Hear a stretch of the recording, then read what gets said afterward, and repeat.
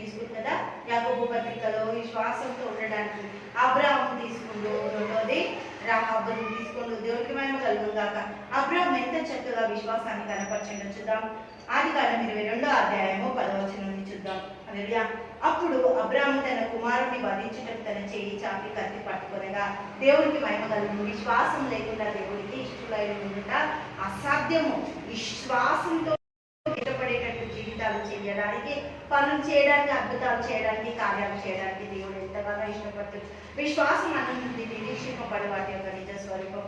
విశ్వాసంతో అబ్రాహాము తన ఏకైక కుమారుని తర్వాత వేచి ఉండి ఆ కుమారుని అనుగ్రహించినప్పుడు, ఆ వేచి ఉన్న సమయం అంతా కూడా దేవుడు కొరకు ఎదురు చూసిన ఆ టైంలో దేవుడు మాట్లాడిన ప్రతి మాట ఎంతో విశ్వాసంతో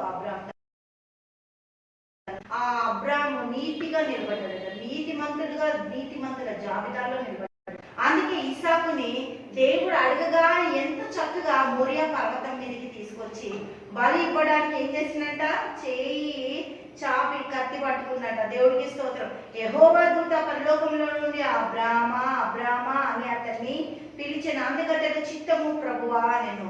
అప్పుడు ఆయన ఆ చిన్నవాని మీద చేయి వేయకము, అతను ఏమీ చేయకము, నీకు ఒక్కడైన నీ కుమారుని నాకు వెనుదీయలేదు గనక నీవు దేవునికి భయపడువాడవని ఇందువలన నాకు కనబడుచున్నదా. నేను దేవుడికి మహిమ కలుగును కాక. ఇందువలన కనబడుచున్నది. దేవుడి కొరకు ఎంత చక్కగా విశ్వాసాన్ని కనపరిచిందో దేవునికి మహిమ కలుగును కాక. రాహాబు స్త్రీ అయితే ఎంత చక్కటి మాటలతో వెగుల వారిని ఎంత ధైర్యపరుస్తుంది కదా. దేవుడికి మహిమ కలుగును. యోషువ 2వ అధ్యాయము 7వ వచనం చూద్దాం. ఆ మనుషులు యొర్దాను దాటు రేవు మార్గముగా వారిని తన్నిరి. తన్మపోయిన వారు మనుషులు బయలు వెళ్ళిన తోడనే గవిని వేయబడేను. ఆ వేగుల వారు పండుగనక మునుపు ఆమె వారున్న మిద్దె మీదకి ఎక్కి వారితో ఇట్లనేను, యెహోవా ఈ దేశమును మీకు ఇచ్చుచున్నాడని. హల్లెలూయా. దేవునికి స్తోత్రం. ఇస్తారా, యుద్ధం అవుతుందా, చేస్తారా, వస్తుందా అని ఆమె క్వశ్చన్స్ వేయట్లేదు, ఆన్సర్స్ చెప్తుంది. ఏమని? యెహోవా ఈ దేశాన్ని మీకు ఇచ్చుచున్నాడనియు, మీ వలన మాకు భయము పుట్టుననియు, మీ భయము వలన ఈ దేశపు నివాసులందరికీ ధైర్యము చెడుననియు నేను ఎరుగుదును. దేవునికి మహిమ కలుగును గాక. హల్లెలూయా. మీరు ఐగుప్తు దేశంలో నుండి వచ్చినప్పుడు మీ ఎదుట యెహోవా ఎర్ర సముద్రమును ఆరిపోజేసెను. యొర్దాను తీరములనున్న అమోరీయులని 2 రాజులని ఏ విధంగా మీరు హతమార్చేసిండ్రో వాళ్ళందరి సమాచారము వింటే ఏమైపోయిందంట, వీళ్ళకి గుండెలు అవిసిపోయినాయట. దేవుడికి గుండెలు కరిగిపోయింది, భయంతో కొనిగిపోయిన. ఎందుకు అంటే మా దేశము మీ చేతుల్లోకి వచ్చేసింది, మీ దేవుడు మా దేశాన్ని పట్టుకున్నాడు, అందుకే మీరు వచ్చినప్పుడు నాకు సహాయం చేయగలరా అంటుంది. దేవుడికి స్తోత్రం. 18వ వచనం చూద్దాం. 2వ అధ్యాయం యోషువ 18వ వచనం.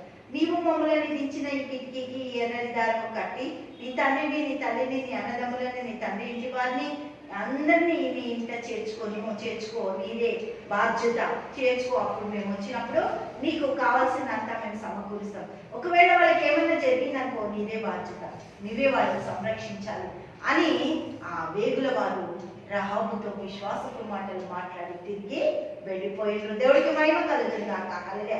విశ్వాసంలో విజయాన్ని సాధించిన అబ్రాహాము, రాహాబు దేవుడు ఎంతగానో అంచెలంచెలుగా వాళ్ళని హెచ్చించిండు. అక్కడంతా కూలిపోయి కాలిపోయింది, కానీ రాహాబు ఒక ఇల్లు అక్కడ చక్కగా ఉంది, ఎవ్వరూ దాన్ని ముట్టలేరట. దేవుడికి స్తోత్రం. ఎందుకు? అదంతా పడిపోయింది, అదంతా కాలిపోయింది. ఆ గోడ మీద ఉన్న మాట అన్నిటిని కాల్చేసింది, పాడేసింది. కానీ రాహాబు ఇల్లుని దూతలు కావాలి కాసినాయి. హల్లెలూయా. దేవుడికి స్తోత్రం. ఈరోజు నువ్వు దేవుడి కోసం నిలబడ్డప్పుడు నీ జీవితానికి దేవుడు దేవుడికి మహిమ కలుగును గాక. నువ్వు విశ్వాసంతో నిలబడ్డప్పుడు దూతలు నీ పరిచర్య అంతటినీ సమకూరుస్తున్నాయి. దేవుడికి మహిమ కలుగును గాక.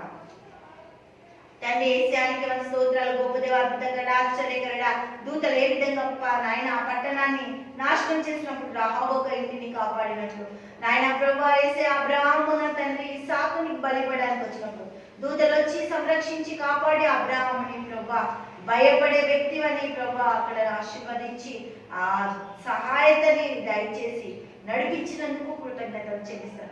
అబ్రాహాముని దీవించిన దేవా, రాహాబుని దీవించిన దేవా, నీ బిడ్డల కుటుంబాలు ఆశీర్వదించి దీవించి భయంలో, ఆందోళన, వేదనలో నలిగిపోతున్న బిడ్డలకు ఒక మార్గం తెచ్చిన యేసు నామములో ప్రార్థిస్తున్నాము తండ్రి.